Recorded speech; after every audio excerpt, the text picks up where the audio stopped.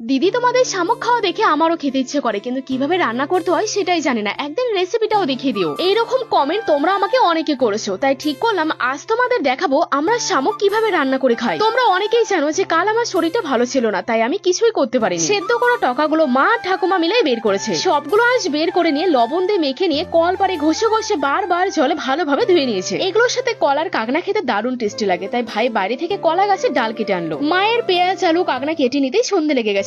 এখন দেখাবো যে আমরা কিভাবে রান্না করি। প্রথমে তোমার গরম তেলে অল্প জিরে লঙ্কা রসুন দিয়ে তেলানি করে নিল। তারপর টকাগুলো ছেড়ে পরিমাণ মতো লবণ হলুদ দিয়ে ভালো করে ভেজে নিল। হালকা ভাজা হলে ওতে পেঁয়াজ দিয়ে আবার ভালোভাবে ভেজে নিচ্ছে। একটু পর আলু কাঁকনা দিয়ে আবার একটু হলুদ লবণ দিয়ে নাড়িয়ে ছেড়ে শিলপাটায় বাটা শুকনো লঙ্কা দিয়ে ভালোভাবে নাড়িয়ে ছেড়ে সেদ্ধ করার জন্য ঢেকে দেওয়া হলো। কষা মাংসের মতো এগুলোর কষা খেতেও দারুণ লাগে। তারপর জল দিয়ে ঝোল ফুটলে রান্না কমপ্লিট। যারা খেয়েছো তারা তো জানোই এর স্বাদ কতটা টেস্টি, আর যারা জানো না তারা একবার এইভাবে রান্না করে খেয়ে দেখবে, দারুণ লাগবে।